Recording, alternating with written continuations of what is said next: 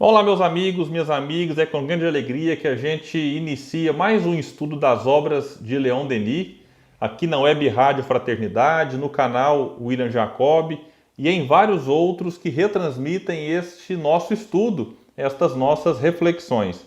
Hoje nós finalizaremos o capítulo 2, que Leon Denis trata sobre as questões do tempo presente dele, mas que a gente pode ainda assim trazer para os dias de hoje, muito importantes, mesmo que em 2021, quando a gente vive uma pandemia.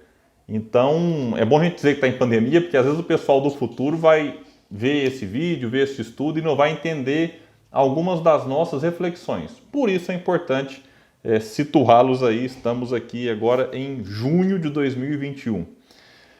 Denis vai dizer que o Espiritismo difunde-se cada vez mais pelo mundo, expande-se por todos os lados.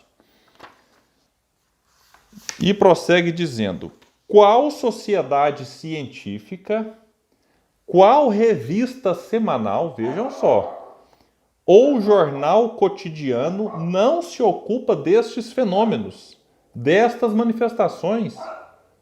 Então aqui a gente observa que a imprensa da época dava muita importância, porque não tinha como ignorar, os fenômenos espíritas, em relação aos fenômenos espíritas. Tanto é que Leon Denis, quando vai escrever aí livros como No Invisível, O Problema do Ser e do Destino, até mesmo Depois da Morte, e outros, Joana d'Arc Médium, ele vai buscar em muitas obras, muitos artigos publicados em revistas, escritos por não espíritas. Também jornais e revistas que não eram espíritas, mas ainda assim publicavam estudos sobre o fenômeno, porque não dava para ignorar. A Europa ainda permanecia sacudida pelos fenômenos físicos, pelos fenômenos mediúnicos. Então era algo extremamente impactante, importante na sua época, por isso a imprensa, os jornais, as revistas faziam questão de destacar. Diz ele aqui então que elas se ocupavam disso, seja para confirmá-las, então mostrava ali o estudo, confirmando aquilo que o estudo mostrava, seja para negá-las, e aqui a negação se dá por dois pontos. Tem a negação a partir da fraude, porque existia, como ainda existe hoje, fraude. Nem todo fenômeno que se apresenta como mediúnico é autêntico. As pessoas, por diversos motivos, fraudavam. E isso causou um descrédito muito grande nos médiuns sérios. Então, às vezes, médiuns sérios, comprometidos com a verdade, com a seriedade dos fatos, eles eram questionados por conta daqueles que faziam mau uso da mediunidade. O questionamento em si até que não tem problema, faz parte, na verdade, é até importante que exista o questionamento.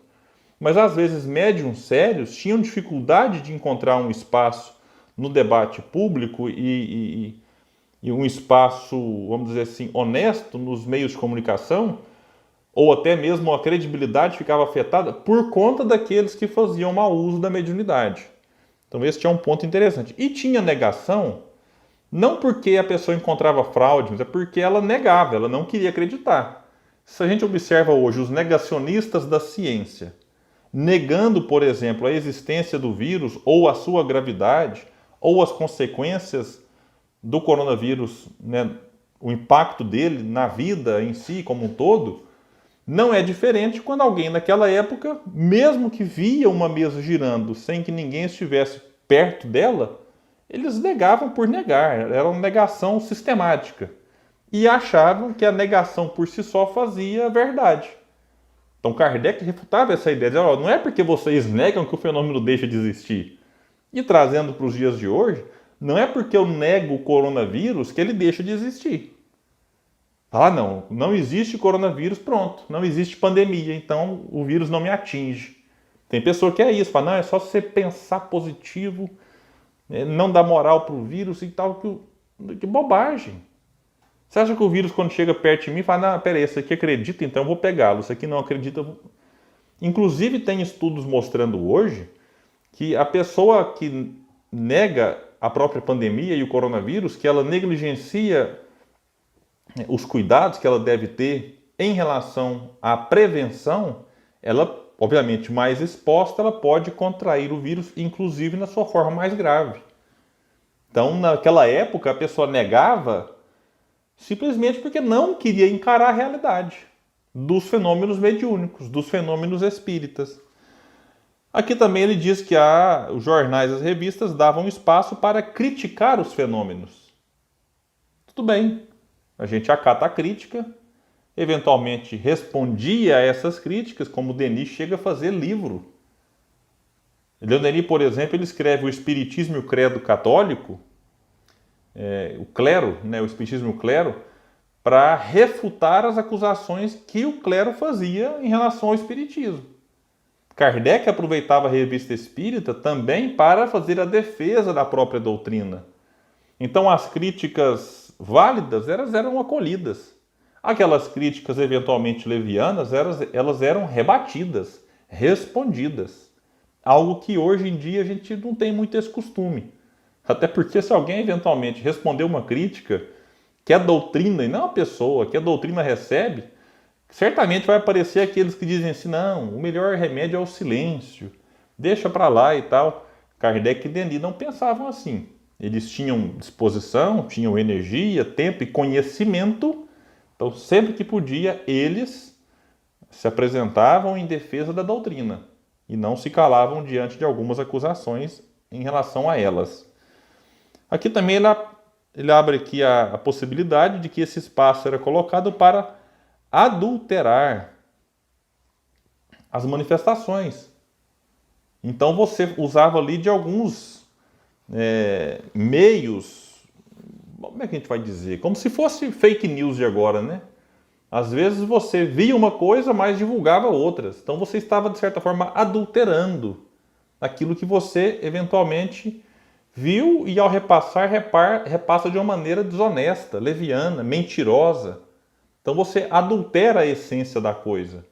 Então isso também acontecia na época de Leon Denis. Ou, a última possibilidade que ele diz aqui, para combatê-las. Então, acontecia. A pessoa dava espaço e fazia o combate. Seja para dizer que aquilo era coisa do demônio, coisa do Satanás, ou que aquilo era, enfim, algo perigoso, que levava à loucura, que levava ao suicídio. Isso era o tipo de acusação que recaía sobre os espíritas na época. Denis então diz, o espiritismo constitui a questão do momento presente, o problema universal. Já não é possível permanecer indiferente diante dele. Ou seja, você pode criticar, você pode combater, adulterar, confirmar, negar, qualquer coisa, mas não dá para ficar indiferente. E esse é um ponto interessante, porque o indiferente é aquilo que de certa forma não está te incomodando. Mas o espiritismo não, ele causava uma repercussão na sociedade e que você de alguma forma não tinha como ficar indiferente. Então, não, eu não estou sabendo, tá? O que você acha disso? Não, eu nego, eu confirmo, eu combato, mas dizer que não, eu não sei do que você está falando era praticamente impossível, como vai dizer aqui Leon Denis. E é precisamente porque esta invasão espiritual preenche os dois mundos e ocupa o pensamento humano que é preciso indicar à juventude francesa, e eu diria a toda a juventude, e a todos os homens de boa vontade, os deveres que recaem sobre eles diante dessa nova fé, desta ciência jovem e forte, que fornece a todos as provas irrefutáveis da vida após a morte e que contém em germe todas as ressurreições futuras. Então veja que interessante quando Denis coloca essa questão, né, da gente orientar a juventude e todos os homens de boa fé em relação aos deveres que recaem sobre nós. E que deveres são esses, William? Denis vai destrinchar isso, sobretudo, no livro Depois da Morte, na sua quinta parte. A quinta parte chamada O Caminho Reto. Mas que a gente pode olhar para o Livro dos Espíritos, na sua terceira parte, quando Kardec trata das leis morais, e entender ali que aquelas leis constituem, sim, um roteiro, né, dos nossos deveres para com a vida, para conosco mesmo, para com Deus, para com tudo, para com os outros. E aí não dá mais para ignorar e a gente dizer assim, não, mas espera aí, eu não sei. A gente pode dizer que eu não tenho força para fazer o certo, mas a gente vai compreendendo e aprendendo cada vez mais na medida em que a gente estuda o Espiritismo. E essa é a força da doutrina. Quando eu vejo que alguém fala assim, eu não sou mais espírita, tudo bem. A pessoa talvez ela chegue num ponto que ela não se satisfaz mais na doutrina e quer buscar novos rumos. Pode ser em qualquer outra religião. Mas eu acho muito difícil que ela consiga